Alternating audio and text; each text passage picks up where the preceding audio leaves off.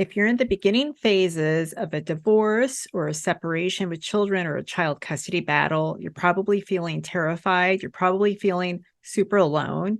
You could be experiencing lots of fear, grief, and feelings of abandonment and more.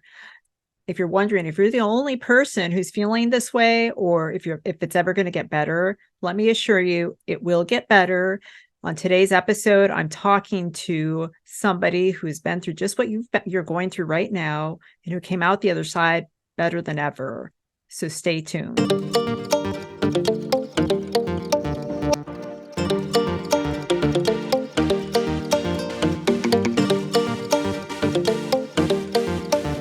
My name is Wendy Hernandez, and I am a Phoenix family law attorney, and I'm also the creator of Command the Courtroom. If you haven't checked out all the Command the Courtroom videos on YouTube, be sure and do that now, because I promise there's something there that's going to help you in your family law, your child custody case. And by the way, don't forget to give a thumbs up to all those videos that you like, including this one, and hit the subscribe button so you're notified each time a new video comes out. So let's get on to today's video. And I'm going to introduce my guest as this video starts, Dr. Samie. I call him Samie, of Our Days Calendar. The link is below for Our Days Calendar. It's a fantastic application. But Samie has an amazing story that I know is going to help you if you're feeling afraid and lost. So stay tuned. This is Wendy Hernandez with Command the Courtroom. And today I have with me Dr. Ferret Samie. He is the founder and creator of Our Days Calendar. It's a really cool app that we're going to talk more about later in this series. And I'm going to link to the app in the notes, the description below. Samie went through his own battle in the family law courtroom. He came out successful. He's a father who has a beautiful relationship with his son, and he's here today to share with us more about his journey and hopefully teach you about his journey so you can take whatever helps you from that journey. And then also, again, at the end of the series, we're going to talk about what came of that journey and how he's helping others in the world successfully navigate co-parenting relationships. So welcome, Samie. Thanks for joining me today. Thank you, Wendy. Thank you for having me over here. I'm excited for this connect. Yes. Well, I'm super excited to have you share with the viewers. There's not a lot of fathers out there who are willing to come on TV or YouTube TV, and that's going to be broadcast all over the world and share their journeys. And I think it's really important for people to share what they've gone through to help others in the world. And I know that's one of your missions, is helping others. So can you tell me a little bit about how you got started on your family law journey and when that happened? Yeah, no, thanks for asking. And maybe even I'll take a step before and say a little bit of my story there, and then how we came to the separation and then divorce eventually. So I'm a child of four. My family migrated to Sweden in '80s, and that's where I grew up. All my education was made there, and started my career there as well, and then moved over to Scotland in UK, and after a few years moved to US. I got married, and we have a beautiful child together. And by the time that he was 3 years old, my ex-wife now has announced that we're gonna divorce. At the time, it all came as a shock, and you can imagine with any divorces there you have this stress of how are you going to do taking care of the child, the separation of the assets, and the new life that you're going to now start as an adult. But even more, no divorces are a happy thing. But there are divorces that then you have to go through court to make decisions where you cannot come to agreement. And of course, it brings an additional level of stress to it. For me, it was simple things as not even understanding what petition meant. English has never been my first language. It is in fact my third or fourth language, if you like. And hearing on reading on paper motion for trial and the terminologies, petitioner, all of this was very new to me. So now you are suddenly from being one out of many other parents that you go to your work, you have your child, you have your wife or husband, and you're dealing with telephone and utility bills. Now you need to learn and navigate in that world of courts and legal jargon, and also maybe next most important thing is that who is going to represent me? Yes. Nobody marry with the mindset that I may need a divorce lawyer at one point, but you're starting to learn that lawyer is not just one aspect. There is different disciplines of the law, of course, and who should I reach out to? And as Yes. you know, in our society is still a topic that not many people want to talk openly about. That hey, I've gone through the divorce. You want to hear about this? I got some good suggestions. Where do you start? Yes, and I think you bring up a couple of really good points. And the first thing is the fear around what does this motion mean, or what does a petition mean, or how many days do I have to respond? And I want to point out for the viewers that anybody who gets served with divorce paperwork or child custody paperwork has this fear. Whether you've gone to law school or not, it's real. It's afraid your future's being threatened. And Samie, I know that even for somebody like you, you're highly educated. You have a PhD, right? Yeah, I got a doctorate degree in engineering, and yeah, still you're right on, Wendy.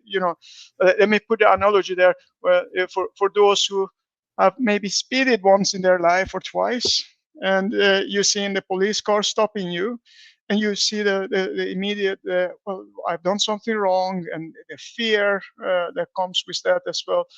Now suddenly you're seeing all this legal jargon, and you don't know what do I have to expect, what does this mean, what is all this terminology mean, and time that you need to take time off from your work, from your even time off, and now you suddenly need to prepare and reading through all the documents. Did you understand all of that? And yeah, it is a lot.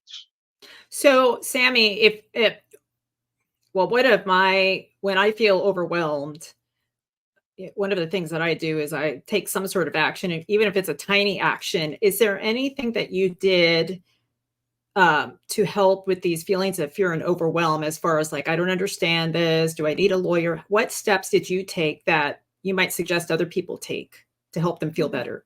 Yeah, no, but very good question, and I don't think, to be honest, Wendy, there is a one answer for all, but and everybody manage this stress very differently. Well, of course, you have the one that is your immediate feeling and emotions that now suddenly, from you all sharing the same house, you come into a home, you cook together, you do things together. Now suddenly that's no longer there. And then of course the second part, which steps that you have to go through. You can't say I'm not going to come to court and show up there. You have to do those preparations and getting ready. For me, a big helper has been that I have reached out and got a good network of people. And my plea and my suggestion, recommendation is the people who are going through this stressful period of time, reach out to your network. Is nothing wrong. Don't hold back. And of course there is all type of people out there, even those nice ones who are more curious and eager about hearing what's going on in this drama, right? And there are those who really genuinely want to reach out and help you and open up. Don't I think a lot of time, especially men, even women, they're feeling that, well, this is very personal, private, and yeah, I don't want to share with somebody that, yeah, now we who were loving, and at least everyone thought that of us, now suddenly know that we're going to divorce.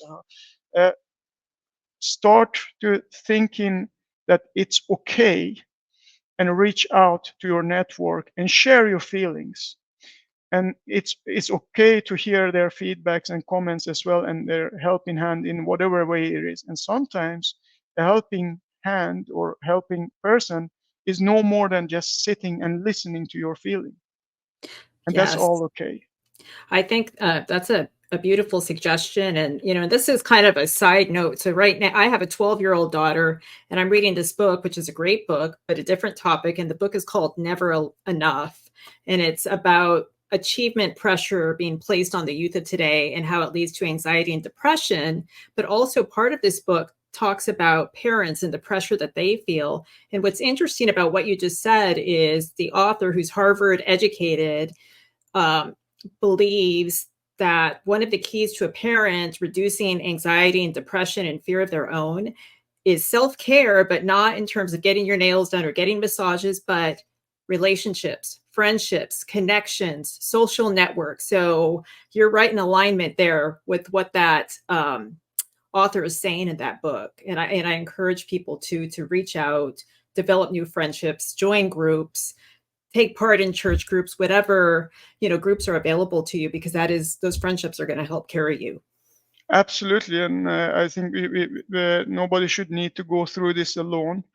And I think, for whatever reasons that you, as an adult, decide into divorce, it's a chapter in a life.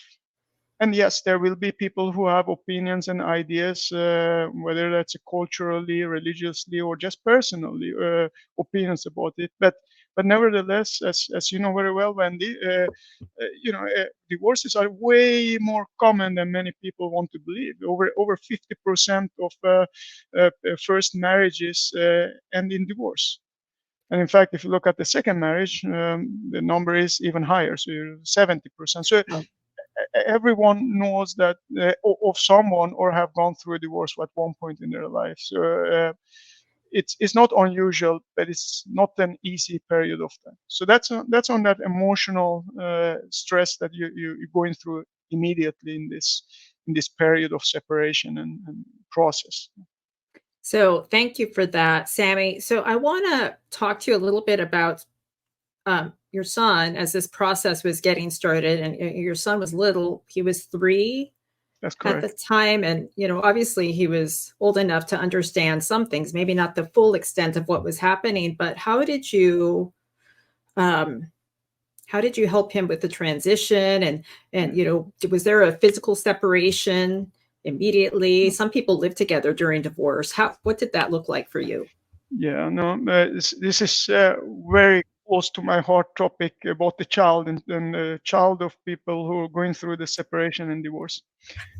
I think in my case, I've always had this attitude that irrespective to child's age, the child should be treated as somebody who understands. They may not be able to articulate their feelings very well. They may not understand the details and reasoning, but they will understand that something is going on. So you hear this quite often. Parents say, "Well, he's too small. He or she doesn't know what is going on," and but they feel it even without you need to even explain it to them. Or even sharing any of the information with them, they will feel it. They will know that something is now strange, right? So from one day, mom is living in this house, and in our case, within a couple of weeks, his mom, my ex-wife, moved out. And of course, he would understand this, right? From being one day we all cooking together, Saturday pancakes that we used to do together, and going to park or travels and all of that, the things that we do, is no longer there. Now it's just me and mom, or now it's just me and dad. So if you come with that mindset that the child has those feelings as well and is very entitled to those feelings as well, and respect that, do your best. The way that I did it at our home, anyway, my best was that never bad talk about the other parent. Never do that. No child should hear that. The children are often, as always, loyal to their parents, and they shouldn't need to hear this issues or topics that goes among two adults who decided to separate. Remember, you as two adults decide that you separate and divorce, but you're not being you're not unparenting yourself. You're still a parent, and that child should be seeing the least amount of impact of that. In our case, I made sure that not talking about courts or anything that had to do disagreements between the two adults. And if there was things that would come up, I would go on my knees, put my hand on his shoulder, and he is 3 years old, and saying, "I'm sorry that you hear this, or sorry that you're feeling that way, but know that your mom and your dad loves you, Mhm. and things gonna be different. And it's as much as it's not easy maybe to go a couple of days a week to this home, couple of days. But the good news is that you will have two loving homes and you have two sets of toys. So you try to at least highlight the things, the positive that may come with this separation and divorce as well from a child's vantage point. That's excellent. I think that's great advice. And that's the advice that I give all of my clients as they go through child custody battles, and it sounds like you were fortunate enough to have not sure 100%, but hopefully you and your ex were able to honor, things like not talking about the other parent in front of your son, not letting, your son be exposed to litigation or conversations. Do you have, I know you have a big network. Do you have experience or do you have thoughts on people who are not as lucky as you in terms of having an ex who's willing to honor certain rules of engagement? Yeah, no, for sure. And as you go through this journey and you share your story with other parents from your network, whether it's at work, I mean, as recent as only a couple of nights ago, meeting with other parent that is going through that journey, and you hear, yeah, I'm sitting down with my child and explaining that this is not true what your dad said or mom said, and you're hearing this, and it's very common from adults to believe that the child deserves to know the truth. The way that we as adults try to justify our reasoning for why we explaining it for children is because they deserve to know. But reality is you are afraid of what that child has a perception of you, or the other parent may have painted the wrong picture of you. And that may be very true, right? And maybe unfair painted picture, or a picture that you don't agree with. Irrespective, you want to defend yourself. And my often comment back to these parents are that's really, a child doesn't need to know that.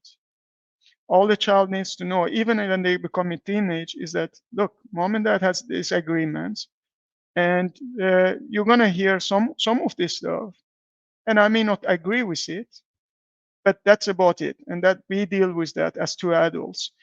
Just so you know, I'm here to listen to you as a child, spending my quality time with you, and leave it there. When you're going into the details, whose best interest is it really when you're I trying to explain that for a child? And I don't think, if you really dig into that, is not the child's best interest when you're trying to explain yourself and defend yourself to what the other parents said about you or didn't say about you. Okay, thank you. And that's excellent, excellent advice. Thank you for that. And I love that you're referencing the best interest of the child, which is one of my favorite topics. And so in this video, there's a link to the best interest checklist that Command the Courtroom has. If you haven't already downloaded that best interest checklist, I encourage you to go to the link and download it, because it's going to help guide you as you go through a child custody process. So, okay, so this is kind of the prequel to what we're going to get into in later episodes. So stay tuned for part 2 with Samie of Our Days Calendar. Thanks for tuning in. Thank you.